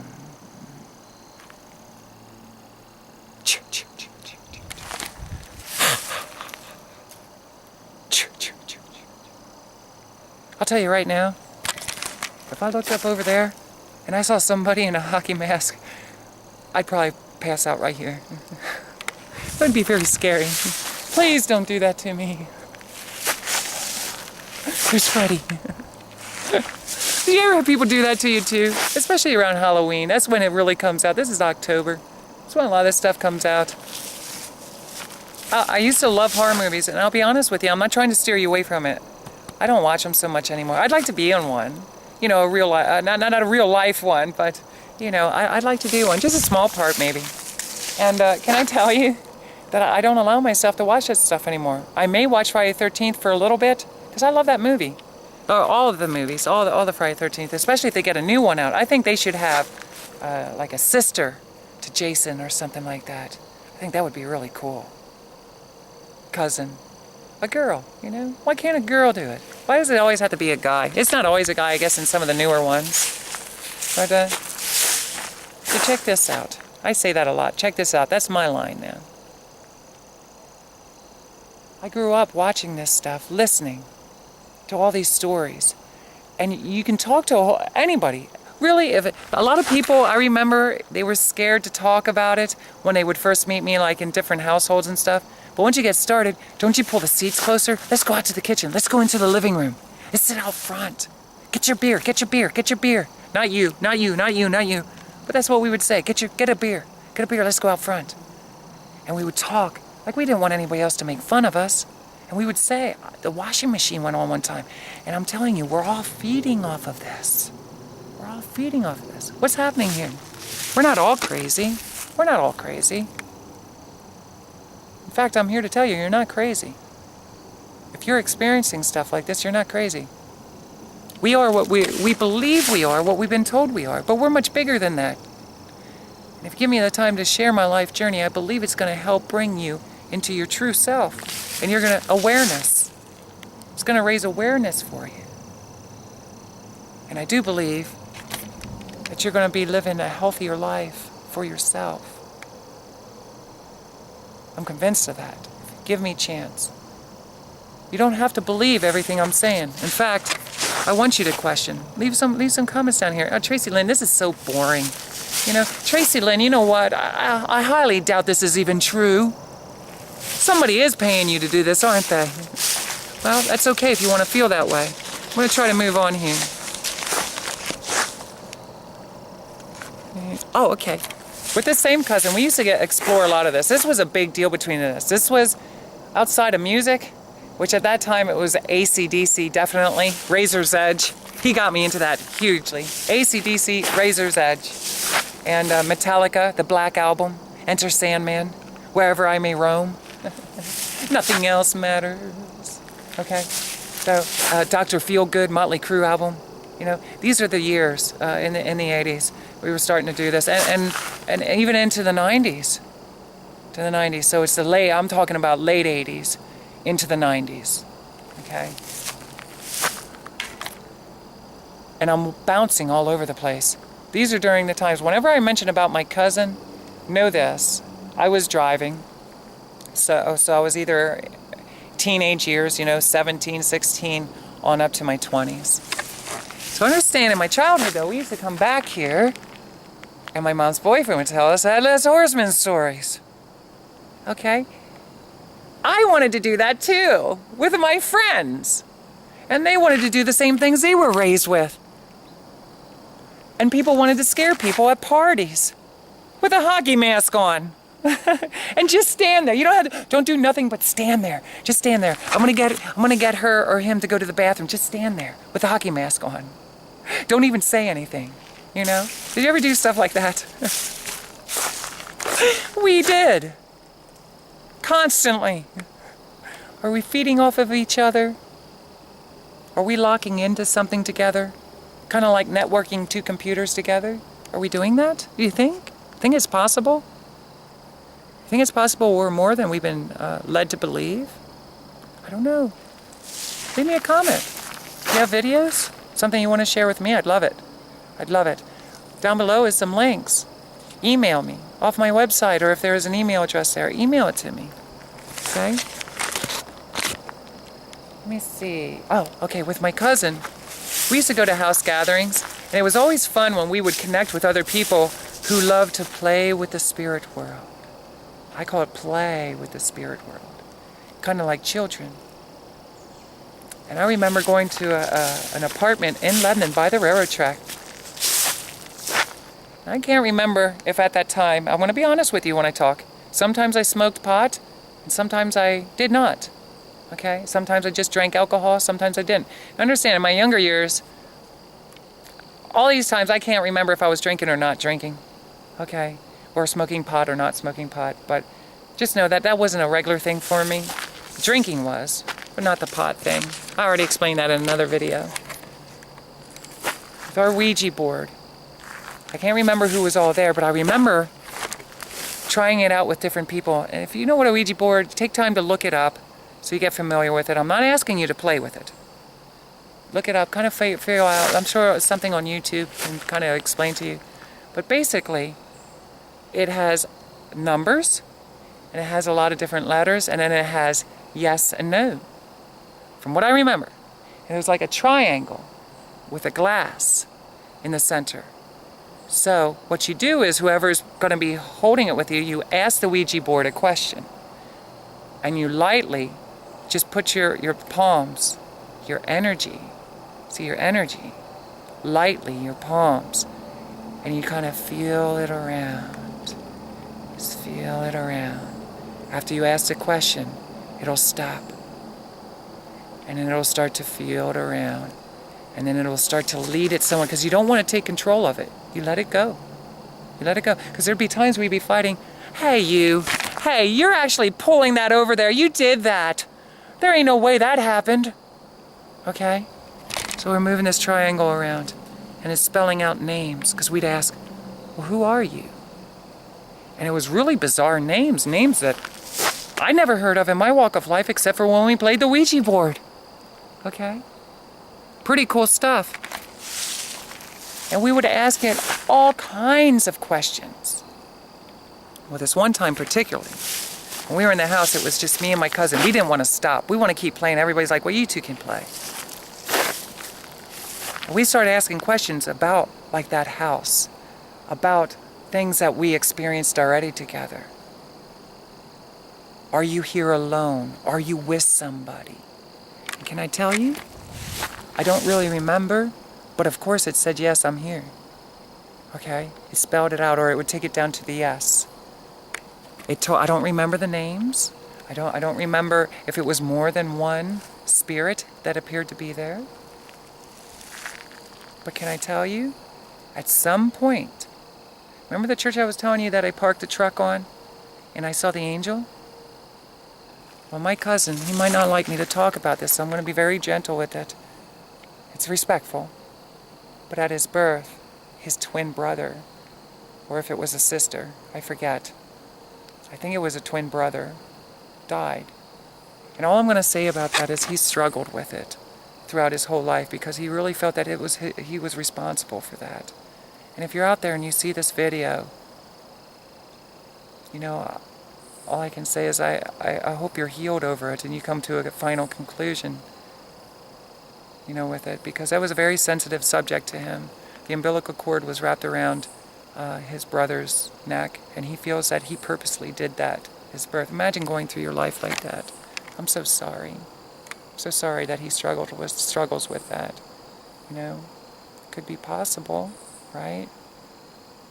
I hope you're doing good. I love you a lot. I think of you all the time, and I even think back to that. And the only reason that I'm sharing that with you, so you have a little insight about this. I got 4 minutes left here, and this is going to cut it off. It's a shame because I'm ready to let loose with this one. So I'm going to switch over to the other memory because I really want to share. This is very important to me to share with you. Give me a second. Okay, guys, I'm back. Sorry about that. I was talking about playing Ouija board. And the reason I was sharing my cousin's story about during the birth, his mother's birth with them, is that he believes that he strangled, basically, his twin brother at birth with the umbilical cord for whatever reasons. He struggles with that. He really does struggle with that, and I hope that somehow, some way, there's a healing that is going on, especially if he sees us. He's not upset that I'm sharing, because I'm not sharing the name. It's not my business to share the name, but it's important that I share this because of the fact that I'm sharing this next part. Understand that in my youth, at my grandparents' house, we used to push each other around in his wagon that he had, or he had a red wagon. And we were both big fans of the Dukes of Hazzard.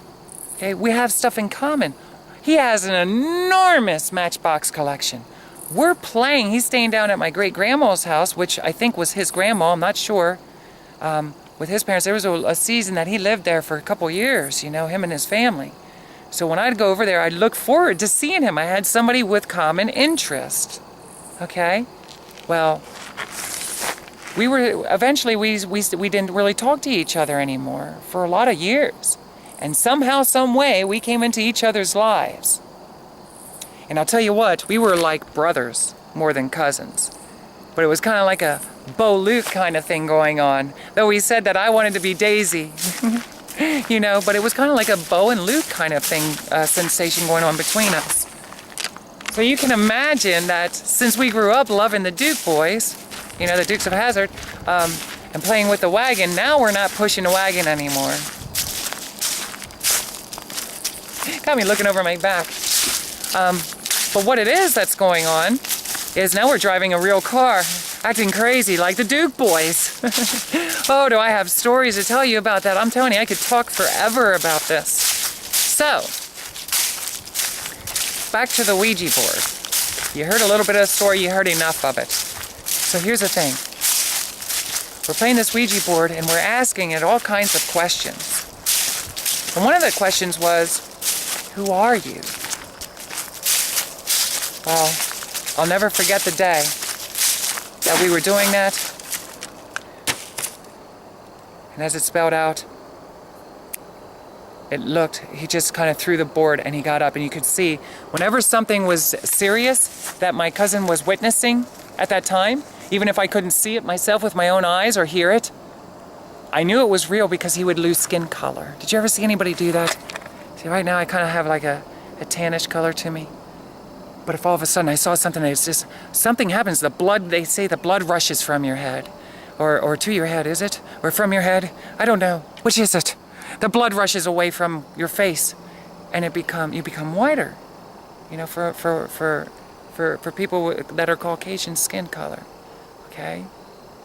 And can I tell you something? That's when I knew he wasn't lying. For me, how you can tell I'm not lying when I'm telling a story is I start to get goosebumps all the time. That's how sensitive I am about what it is that I'm sharing. It's so real lifelike to me when I'm sharing it. Because I reflect back and I remember. So at any time you hear me say that, I'll always say it in a conversation. Some people say, why do you keep pointing that out? Let me tell you something. That's Tracilyn. That's Tracilyn. Deal with it.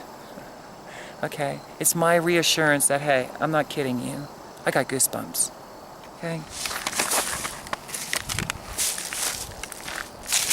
so it ended up spelling out his twin brother's name. Their names were very similar, his and his brother's, okay? Kind of reversed their first and middle name. I don't want to go too much into it. So when that happened, and he basically kind of threw the Ouija board off of our laps or whatever it was on, and he got up. I didn't know what to expect, but eventually he left me know it was my twin brother. It's my twin brother. And all I know is I can say is I remember the night, and you know what the thing was? The thing was jealous of me. Not the thing. His brother that we felt we were connecting with was jealous of me. Jealous of, not me, but our relationship. Kind of crazy, huh? Kind of crazy. But that's the energy that we were feeling there that day, and that's what came across the Ouija board. You think that was real? Fake. We got all kinds of crazy names that night. It was something new to me. I was warned by many people, don't ever play with a Ouija board. I was so passionate about what was going on. I want to learn more. To be honest with you, I'm not so much interested in the physical world as I am the spiritual world. Things that are questionable, untold. I want to dig deep. Deep within myself, deep with all the land around me.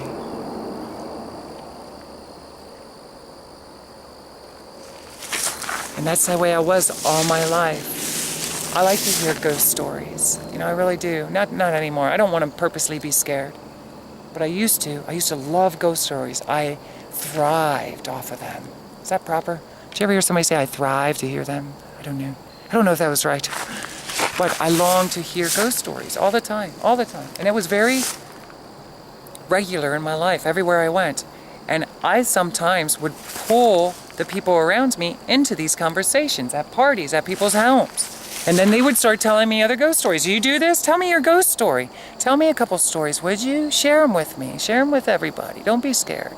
A lot of people usually are scared. They feel uncomfortable because they feel sometimes like they're the only ones. You're not the only one. Is it real or not real? That's the thing. Is what I'm telling you, is it made up? Do I have time on my hand, on the clock, on my watch? Do I have extra time to just share a bunch of lies? I'm telling you, this is the truth as I perceived it. And I have witnesses to all of this. Was there something inside of us that spilled out that name, maybe through him? And maybe I was kind of just tagging along with it? Maybe we joined together? Oh, that was an amazing experience. I even made my own Ouija board, but there was a rumor that making your own Ouija board will never be like the store-bought ones. I don't know if that's true or not. I don't know anything about that. I'm sure we could make one that would probably maybe even go deeper. Maybe there's things missing, information missing from the games. Because that's what is considered like a novelty game. But one thing for sure, people I knew, especially that day, if there's a Ouija board in the house, yeah, get it out. Get it out of the house. We don't have time for a Ouija board. Did you ever hear somebody say that? You can have any game here, but do not use a Ouija board. So I had to get rid of my homemade cardboard Ouija board. And I wanted to ask so many questions. Were you ever seeking like that? You just have questions. You want to know what's going on. How can you call these spirits into your life? And sometimes people would say, you called those spirits in from the Ouija board. You called those spirits in. You invited them into your life. Now, how do you get rid of these spirits? How do you get rid of them? They're everywhere I look. They're everywhere I look. Look. You see them? They're everywhere. They're multiplying. Or is it in my head? You see it in my head? Is there a spirit in there? Some say there's a spirit inside here. I've been told that I'm an angel. Have you ever been called an angel? I've been called an angel many times. Let's move on down the road here. Sorry about this view. Cover. Let me see. So I told you about this. See in my little notes. Okay, I want to tell you about the deer really quick. Because I'm sure some of you might have been watching this and you're curious to know what's going on with deer. Can I just say that throughout my life, the more and more that I got into this, it seemed like it was good and evil, dark and light. Okay? however you want to look at it. And especially within the Christian community, if you will, because I studied heavily in that. Whenever you start talking about the spirit world or with the ghost, then you're satanic. Are you satanic, Tracilyn? Are you worshiping the devil down there? Are you worshiping God up there? We need to know, because that's not of God. That's not of God. I'm here to say, to take a bold step and say everything is of God. Everything. You're of God. I'm of God. It's just that many people, for centuries, if you will, generation after generation, have been illusionized and told that they're not of God. Okay? And that other things are not of God. That's not of God. Did anybody ever say, that's not of God? Shame on you. You're gonna burn. You're gonna burn. Anybody ever say that? You're listening to that music. AC/DC. I remember hearing Merciful Fate. Did you ever hear the band called Merciful Fate? You know what amazed me about this guy? Is that he sounds like an opera singer. I mean, it's very high opera. Kind of like Meatloaf has his own tone of an opera singer. But this guy, very high. I never heard anybody sing like that. Amazing music. Merciful Fate. Amazing music. And I was scared. Am I going to burn? Am I going to burn listening to this stuff? And now, because somebody told me I'm going to burn from listening to it, every time I listen to it, I think I'm going to burn unless I burn the CD. Because that's the way out of it. You got to throw it into the fire. Throw it into the fire, Tracilyn. Throw that CD into the fire. Throw it into the pond. Throw it into the pond. Baptize it. Baptize it. Can we baptize it? Can we baptize Merciful Fate, CDs, AC/DC? Throw it all in there. Ozzy Osbourne, throw it all in there. I mean, this is the stuff I heard throughout my life. This is crazy. All right, it's crazy. And it makes me laugh. And I know you might not be laughing right now. You may be jumping back from the chair. I don't know, from the desk. I hope not. Give me a chance. Give me a chance to share my whole life story. Because I'll tell you what, the more and more that I realize, it's a lot of it is lies. The real truths have been kept hidden from us through lies. Everything, I believe everything is of God. And I don't want to start preaching to you. Let's question, where are these sources, these sounds, where are they coming from? Okay, there's a bird up there, right? That's the physical world. There's a tree, right? We see it with our eyes. We can touch it with our hands. There. That's a physical world. There goes a squirrel. Here come two people on a bike. Right? Right down here. That's a physical world. It's a physical world, but it's not. It's not just a physical world. It's a spirit world. All around us. Some people say it's energy. Some people say we're connected to everything. You and I, we're connected. We're the same. We're the same. Okay? Give me a chance to share some more stories. Give me a chance. Give me a chance. Okay? Give me a chance. Can you give me a chance? Hey, can you give me a chance? Thank you. Don't dare me. Don't dare me. Probably see blue eyes coming to me. Or through my monitor. Don't do that. Hey guys, good to see you. Were they spirits? Were they ghosts? Look. Ghosts. I've seen ghosts. Yes, they were ghosts. No, that was real people, I think. Human beings? Is that what they are? Humans? They were humans? Real humans? Is that what a human looks like? On a bike. Oh, you guys are great. I love you. Thank you for listening to me, by the way. Listen to me while you work. Don't get in trouble, though. Here we go. There we go. Oh, I was telling you about deer. Okay, so check this out. I want to get into some other fun things to talk about. But for now, to give you something to think about, what I realized in my life journey, remember I told you, we shine the spotlight. You ever shine a spotlight into a field at nighttime? You see the deer's eyes light up. Hopefully they're deer, right? We never know. Hey, who's back there? What are you guys doing back there? Hey, what are they doing? Do you know? Do you know? Get out of the field. Get out of the barn. We see you hiding over there in the cornfield. The deer. Deer. Okay? So you see the deer from a distance. But did you ever... This happened to us a few times when we were deer spotting. So you see the deer eyeballs way out there in the field. But there were times that we would actually stop. Remember, you see what's in front of you. Okay, you see what's in front of you. And when you roll down the window, everything seems to be kind of dark here. A little reflection from the lights or the marker lights on the side of a car. Let's not get too technical, Tracilyn. Let's get to the point. Sometimes we would stop in the country road. We'd roll down the window, and my mom or my mom's boyfriend would go to put out the spotlight, and there'd be a deer right there. There's a deer right here, you know? Where did that deer come from? It was way out there, now it's way in here. And sometimes we would look up close. They're running across the street. Okay, this isn't the street, this is an old railroad bed. Through the street. Let me tell you something. There were times that those deers were way out in the field, and I rarely seen them close like that. But the deeper and deeper that I got into my spiritual journey, I'll tell you what, my own spirit, and we don't want to get too technical about that right now, but inside me, I became more gentle, I became more graceful, I became more forgiving, I became happier, excited to be alive, excited to be Tracilyn. You excited to be you? I hope so. The more that I was going through my spiritual journey, I started seeing animals and deer, wildlife that would come closer to me.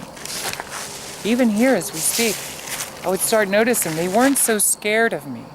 I mean, they still had a sense of awareness that, you know, that's a human being. May have a rifle. But I would start noticing them, maybe because I'm in the nature, maybe because I'm in their territory. I don't want to get a whole lot involved in this, but can I tell you that in this spiritual journey, especially during the peak of my music career, I'm not proud of this, but let me go back here. It actually started in my early 20s, because I was still seeking many, many years. And I was racing my Aspen. On my way home from work, I was racing somebody. And I was known to do 100 miles an hour in town. I'm sorry, guys. I don't do that anymore. But I did back then. I was doing almost 100 miles an hour. Deer jumps out in front of me. Smack! What do you think that does to a car? Where did that deer come from? Didn't you see my headlights? No, that deer didn't see my headlights, obviously. But it tried to jump over the car, but it landed on... I don't want to get too technical about this. I keep saying it. But I hit that deer. It wasn't too long after that, a few years later, that I got another car, a little blue Cavalier that I never talked about. This car meant a lot to me. I had it for many, many years. It was the first newer car, and first newer used car that I ever had. Great on gas. Oh, it was fun. Sporty looking. Tiny, though. It was very tiny. I had a sunroof installed in it. It was a great little car. For any of the musicians out there that might be watching this, I actually removed my passenger seat so I could haul my speaker cabinets to the shows. I'll have to share that with you sometime. Amazing stuff, funny stuff that I've done. But one night on the way home, I'm really seeking deep, especially once I got involved into my music career. And up on the other side of Lebanon, coming out of Mannheim and Mount Gretna, I was speeding to come home in the darkness. It's wrong. Let me tell you something. I really do, very much so. I respect the speed limits nowadays, okay? So please don't do anything that I used to do. But I'm speeding to come home, and I couldn't see. It was foggy. Everything, ever feel that way? Everything seems foggy. It's nice and foggy. Smack! Out of nowhere. There's deer. It looked like, I don't know, what do you call them, a herd of deer? I don't know what they are. They're flying all over the place. I'm telling you what, I'm not happy about that. That haunted me for a very long time. You know, what is going on here? I've noticed, and it wasn't just there, I also hit them in my trucking job.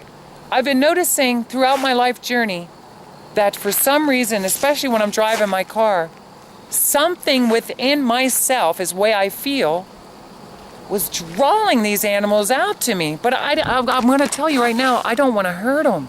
I was raised, they're beautiful creatures. Okay, I'm not here to hurt them. It wasn't just with deer. Later on in life, because I told you about the bunny rabbit, that's the only thing I ever did on purpose. And I totally regret ever doing that. Or in a way I don't. In all honesty, I gotta say, it was a life-changing moment for me. I can't say it was a mistake. Okay, I really can't. I know some of you might not understand right now. I can't say it's necessarily a mistake. But can I just say, I don't want to go into every case scenario, but I hit a lot of deer in my life. All kinds of things go through me when this happens. Why? Why is this happening to me? Why are so many deer losing their life? I'm not taking a gun out. Listen. Who's that guy up in Detroit? Motor City Madman. Okay, I'm not a Motor City madman, and I know he eats and feeds his family, okay? I'm not against what other people do, okay? Live and let live. And he's feeding his family. Don't come down here with a shotgun and shoot me because I'm saying it. I believe in his beliefs for himself, okay? I really do. But I'm a wannabe vegetarian. I tell people that all the time, okay? And there's a reason for that I'm hoping to talk to you about sometime. I hit all these deer. Okay, throughout my life, many. That time, there was at least 6 of them, all over the place. I didn't even stop my car. I was so scared that it kind of slowed me down a little bit, and I drove all the way home. My car was destroyed, for the most part. Deer hair, everything all over it. And understand, I'm not proud of this moment. Okay, let's make this clear. And to brush it up with Motor City Madman, I really love Ted Nugent. Cat scratch fever. I got cat scratch fever. So live and let live. We need guys with guns, by the way, in this country. Let us not let anybody take away our guns. I don't want a gun, okay? But I might want to be with a man who has a gun, okay? I've been with men who have guns. Nice shiny guns. So I'm thinking this as I go through my life journey. For something inside of me clicked and said, I have this draw, but I don't know why. And I noticed it as I went through my spiritual journey that I could actually be walking out here and the deer would actually be getting closer to me. So much that I think I shared a story, but I'm not sure. I don't want to get too much started on this. That I would go up into this other side of the mountain and I would pretend to be preaching to every living thing, okay? And these animals would come out to me. No kidding, even deer. I always hoped that there was something inside myself, that could get one to walk up to me and let me pet it and become friends with it. Did you ever think something like that? I'd like to talk to you more about it. That's me. I love everything. I really do. Imagine having a deer for a friend. Oh, I may wait till I get home to talk about some of this stuff with you.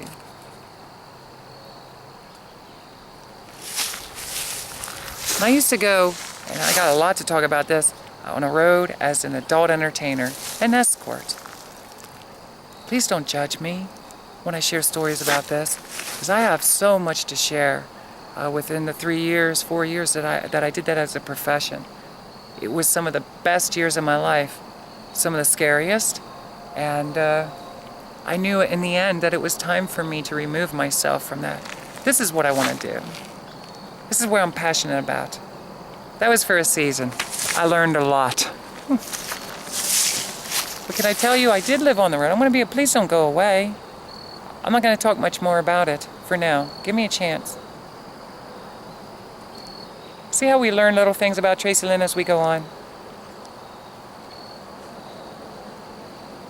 When I used to go to these hotels, I traveled up and down the East Coast. I went out to Hollywood a few times. I went to different areas of the country. Mainly stayed from Maryland all the way up to Boston. During these times, there would be certain hotels that I would go into and I'd feel that energy, much like in the homes that I was in. Sometimes it felt darker.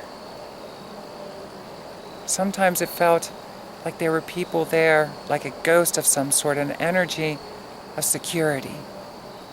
Do you ever feel that way? Like there's just something around you, protecting you. I feel that way now. Strongly, I feel that way now. But there are even times within the last week that I walk down a hallway, okay?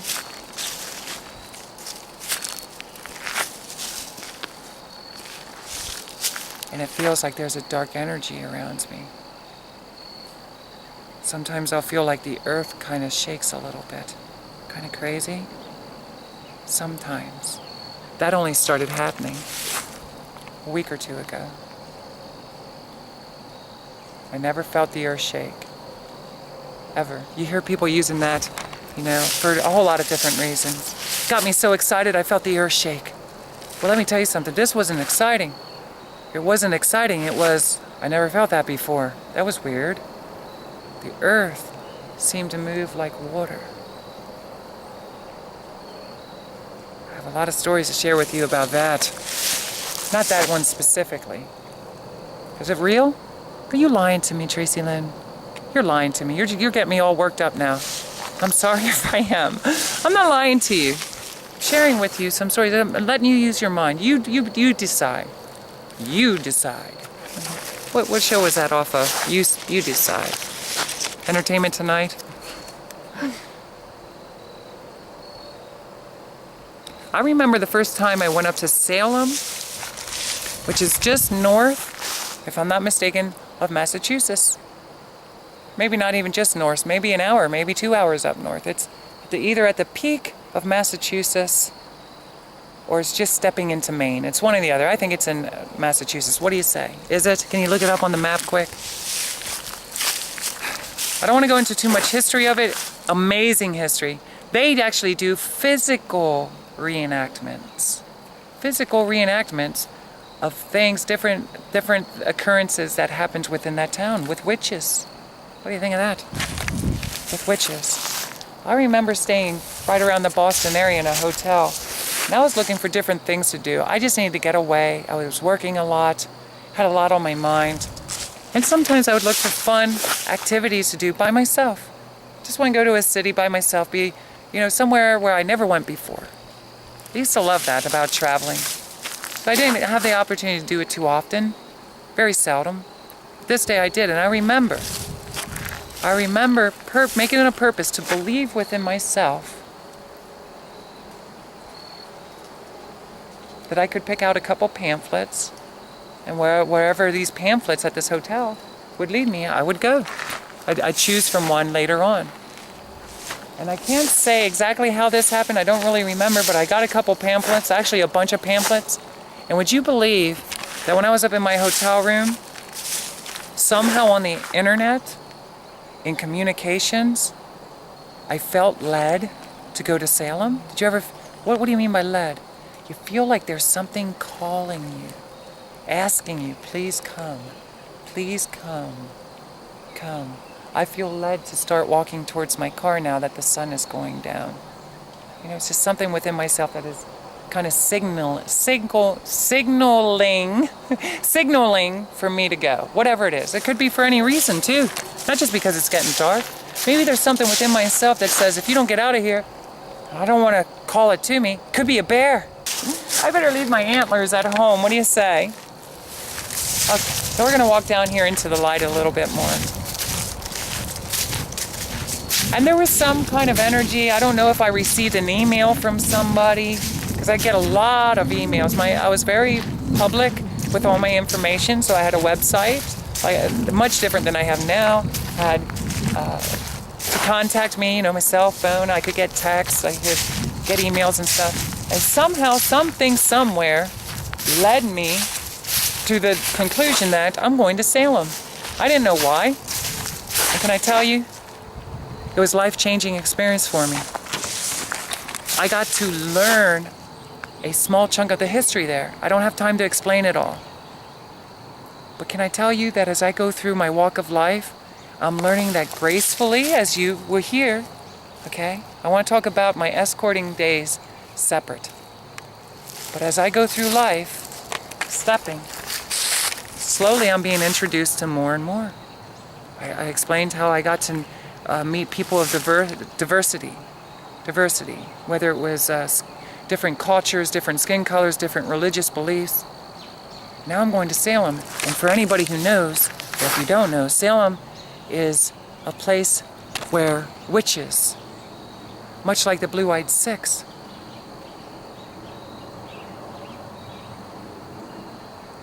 I would like to say sacrifice, but that's not the right word. I guess they were hung, you know, for practicing witchcraft. They were killed for that. Okay? Back in the day, they didn't know what to make out of it. Maybe today some people don't know what to make out of it. Have you ever played around with the idea of witchcraft? They say there's black magic and white magic. Did you ever hear anything like that? We're up in Salem. I started to learn a lot about witches. And much like some other stories that I'm going to share with you, I began to have this sensation that it could be very possible that there was something within myself that was similar to what we know as witches, doing spells and powers. I'm not saying I have that ability. I'm not saying that at all. Please understand, right now there could be some guys pretty upset. Is that a witch? Are you a witch? Tracilyn, are you a witch? Because I don't want to be listening to a witch. Let me tell you something. I'm not saying I'm a witch, okay? I'm just saying I'm learning. I'm learning. So understand, as I begin to share some things with you, that I started feeling the possibilities, because it wasn't long before that I started practicing some spells. I'm not going to lie to you. I practiced some things I found online on the internet. Was there this force, this energy that's drawing me into tapping into a different side of myself, outside of my physical self? Because the funny thing is, as you'll find out as I go into my transgendered walk, I got to meet somebody who was involved within the LGBT community that was a practicing witch, but white witchcraft. I don't understand a whole lot about it, so I don't want to get heavy into it, but understand, my mind is open to possibilities. I'm not going to just go through life. We don't want to just go through life believing everything that everybody's saying. Why don't we be open to the possibilities of what somebody's saying? That's all I'm saying. So I went to Salem. And I'll tell you what, they still have physical reenactments of it, and it's exciting. Is it real? Is it not real? I don't know. I really don't know. But look it up. It's an amazing story that had me curious to know, because before I went there, I was already starting to practice. Listen, don't get upset when I say this. I'm human. I'm curious to know what happens if I try what this thing says. It's like a spell, if you will. Not to cast on somebody else. That's not in my nature. Whether that's real or not real, just know this right up front. Okay, I'm not out to hurt anybody. So whether or not that's real or not, but in my own personal life, and give me time to explain, because I'm going to share with you some pretty bizarre occurrences leading up to me going to Salem. So understand, with everything that I'm talking about, we're stuck. We're now stepping out of the physical world. We're stepping in to the spiritual world. The possibilities. What are the possibilities? Is that really a tree? Is this water in my hand? Who told me that? Do I believe him? Is that really a tree? What is a tree? And who says what a tree is? Well, we can get very deep with that. Now's not the time, because I have other stories to share with you. I just want to get a little closer up the road here. Here comes another human being on a bicycle. Or so I've been told, it's a human on a bicycle.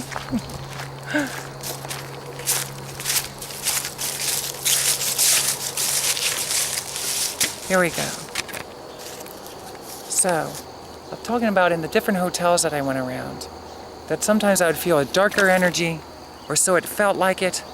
When I say energy, just like there may be a spirit realm. Hello, good to see you.